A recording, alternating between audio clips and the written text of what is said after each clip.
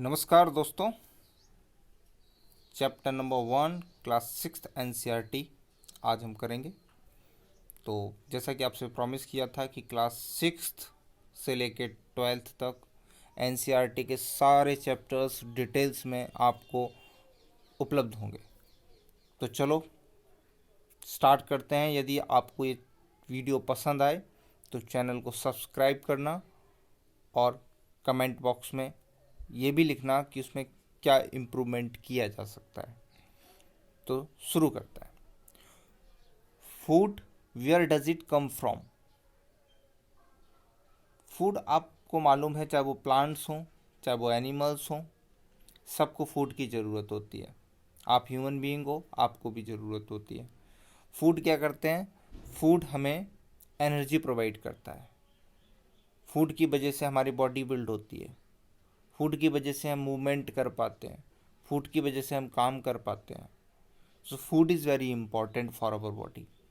Question यहाँ पर क्या है? Where does it come from? ये कहाँ से आता है?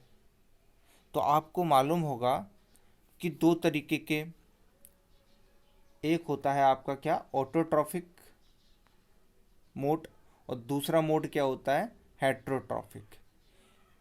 हम ह्यूमन बीइंग्स और एनिमल्स क्या होते हैं, हेट्रोट्रॉफिक इन नेचर होते हैं।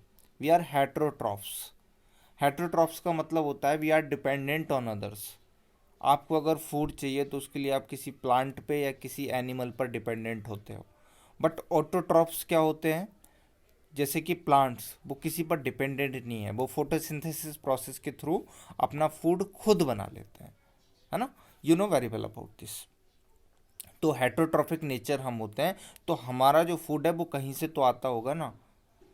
तो अभी आपको बताया कि जो ऑटोट्रॉप्स होते हैं, यानी कि जो प्लांट्स होते हैं, वो अपना फूड खुद बना लेते हैं। तो we are dependent on those plants and other animals, यानी कि हम उन प्लांट्स पर डिपेंडेंट हैं और किस पर, अदर एनिमल्स पर डिपेंडेंट हैं। फॉर एग्जांपल, मान लीजिए कि आपको धनिया चाहिए, तो धनिया कहाँ से आएगी? धनिया आएगी प्लांट से। दूध चाहिए, वो कहाँ से आएगा? एनिमल से। बट एनिमल भी तो घास खाता है। तो अगर डायरेक्टली और इनडायरेक्टली बात की जाए तो we are dependent on plants. तो ये चीज़ आपको समझ में आ गई होगी। अब इसमें लिखा क्या है उसके अकॉर्डिंग हम देख लेते हैं। So what did you eat at home today? तो कुछ ना कुछ खाया होगा आपने, पता होगा आपको। आपके फ्रेंड्स ने क्या खाया वो भी आप पता कीजिएगा, ठीक है। So did you eat the same kind of food yesterday and today? नहीं, ऐसा नहीं, ऐसा ना होता है और ना करना चाहिए कि सेम काइंड ऑफ फूड हमें नहीं खाना चाहिए। क्योंकि हमारी बॉडी की ज़रूरतें अलग अलग होती हैं। Different types of nutrients body को चाहिए होते हैं, सभी प्रोपोर्शन में होने चाहिए। यदि आप कार्बोहाइड्रेट लेते रहोगे और अदर न्यूट्रिएंट्स नहीं लोगे तो अदर न्यूट्रिएंट्स की कमी की वजह से डेफिशिएंसी डिजीज़ हो जाती है, यानी कि आपकी बॉडी में उन न्यूट्रिएंट्स की कमी हो जाती है। तो इसलिए आपको फूड डेली बदल बदल के खाना चाहिए। सो अगला क्वेश्चन क्या है? We all eat different kinds of food at different times, isn't it? या अभी आपको बताया ऐसा है। तो food variety is very important, और उसी फूड वैरायटी के बारे में आपको आगे बताया गया है। तो इसमें एक एक्टिविटी है, इस एक्टिविटी को हम पढ़ते हैं, बहुत अच्छी तरीके से समझते हैं, ठीक है। सो ask your friends in the school about the items they would be eating during a day. See if you can also get this information from friends staying in different states of India। तो ये आपको बताना चाहते हैं कि India के different different states में, अगर आप तमिलनाडु में चले जाओ, केरला में चले जाओ, कर्नाटक में चले जाओ, तो साउथ इंडियन फूड अलग है, नॉर्थ इंडियन फूड अलग है, चाइनीज़ फूड अलग है, हमारे नॉर्थ ईस्ट में फूड अलग खाया जाता है, गुजरात में अलग, गुजरात में ढोकला फेमस है, साउथ इंडिया में इडली डोसा सांभर ये सब फेमस है, नॉर्थ इंडिया में चपाती रोटी सब्जी ये सब फेमस है। तो सब जगह का अपना अपना अलग अलग फूड है। तो वहाँ के क्लाइमेट के हिसाब से, वहाँ के मौसम के हिसाब से वहाँ का फूड होता है। तो फूड में कितनी ज़्यादा डाइवर्सिटी है, वेरिएशन है, वैरायटी है। और इसी तरीके से एक ही जगह पर अलग अलग लोग रहते हैं। अब जैसे आप दिल्ली में रहते हो मान लो, आप दिल्ली मुंबई में रहते हो तो वहाँ पर तो अलग अलग जगह के लोग रहते हैं, साउथ से भी रहते हैं, नॉर्थ ईस्ट से भी रहते हैं, नॉर्थ से भी रहते हैं, वेस्ट से भी रहते हैं। तो सभी लोग वहाँ पर रह रहे हैं तो उनके सभी के फूड में वैरायटी होगी, सब लोग अलग अलग खाते होंगे। तो यही चीज़ आपको इसमें समझा रहे हैं वो। List all the items in your notebook as given. Okay, तो जैसे आपको एक करना है, ये कर लेना आप, बहुत ही आसान है। नेम ऑफ द स्टूडेंट यहाँ पर लिखना है आपको इनमें, और यहाँ पर वो क्या खाते हैं एक दिन में, तो वो सब आपको यहाँ पर लिख देना है। So this is too much easy. So there seems to be so much variety in the food that we eat. What are these food items made of? तो किससे बने होते हैं? घर पे अगर आपको मान लीजिए चाय बनानी है, तो चाय कैसे बनाओगे? उसमें चाय पत्ती डालोगे, चीनी डालोगे, पानी डालोगे, दूध डालोगे, और भी जो कुछ आप डालना चाहते हो वो डालोगे। तो उसमें वो अलग अलग चीज़ें डाल रहे हो आप।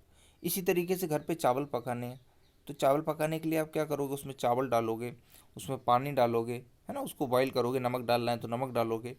तो ये जो डिफरेंट चीज़ें आप डाल रहे हो, है ना, ये जो मटेरियल्स आप डाल रहे हो, ये क्या है? इनको हम बोलते हैं इंग्रेडिएंट्स। तो आपसे सीधा सीधा क्वेश्चन पूछा जाएगा आपके एग्जाम में, व्हाट आर इंग्रेडिएंट्स? तो आप आराम से डिफाइन कर देते हो। कोई भी डिश बनाने के लिए जो भी चीज़ लगती है, जो भी मटेरियल लगता है, वो इंग्रेडिएंट कहलाता है। That is called ingredient.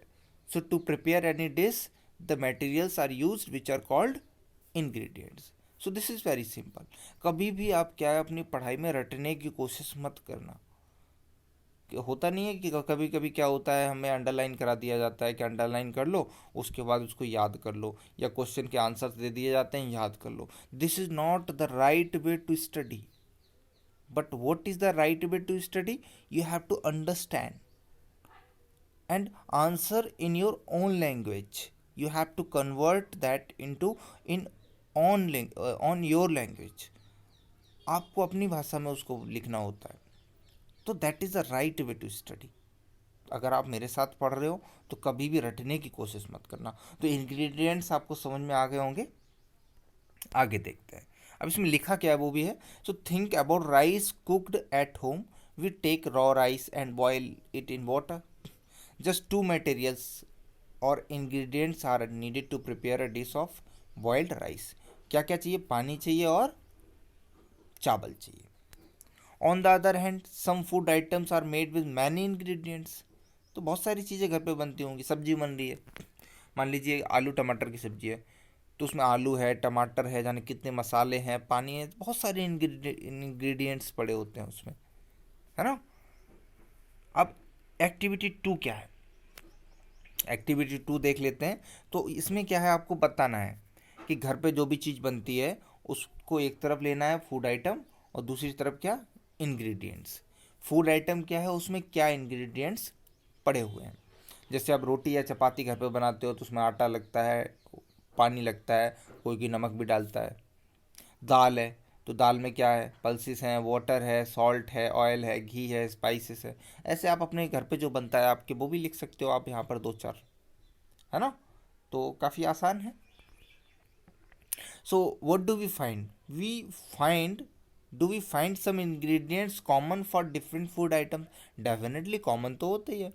नमक है, अब अगर आप सब्जी बना रहे हो, कोई भी सब्जी बनाओ तो उसमें नमक तो डलेगा ही। इसी तरीके से शुगर होती है, अगर मीठी चीज़ कोई भी बनाओगे तो उसमें शुगर ही पड़ेगी। तो इसी तरीके से वाटर है, वाटर भी लगभग सब में पड़ता है। तो वो क्या कॉमन इंग्रेडिएंट्स है कि नहीं है? तो डिस्कस इन क्लास। तो आप डिस्कस भी कर लेना और मैं आपको बता रहा हूँ। तो ये चीज़ आपको समझ में आई होगी। So where do these ingredients come from?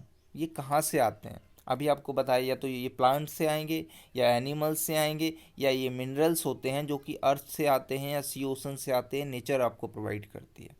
अगर आपको जैसे फ्रूट्स ये हैं रखे हुए हैं, अगर आपको फ्रूट्स चाहिए तो ये कहाँ से आएंगे? फ्रूट्स चाहिए तो ये आपको ये प्लांट्स से मिलेंगे, ट्रीज से मिलेंगे। अगर आपको ये मान लीजिए ऑमलेट रखा हुआ, ऑमलेट कहाँ से आएगा? तो एग से बनेगा। एग कहाँ से आया? इससे आया, मुर्गी से। तो ये मुर्गी आंटी आपको दे रही है यहाँ पर, ठीक है। अगर आपको मान लीजिए सॉल्ट चाहिए तो वो कहाँ से आएगा? तो वो ओशन से आएगा, लेक से आएगा किसी, उसी से सॉल्ट बनता है। तो देख रहे हो आप, डिफरेंट डिफरेंट जगह से आपको ये चीज़ें मिल रही हैं। सो अब फूड मटेरियल्स एंड सोर्सेस, इनके बारे में हम नेक्स्ट वीडियो में पढ़ेंगे. तो I hope that you have understood it clearly. If you have understood clearly, so please subscribe the channel and like the video. Thank you very much.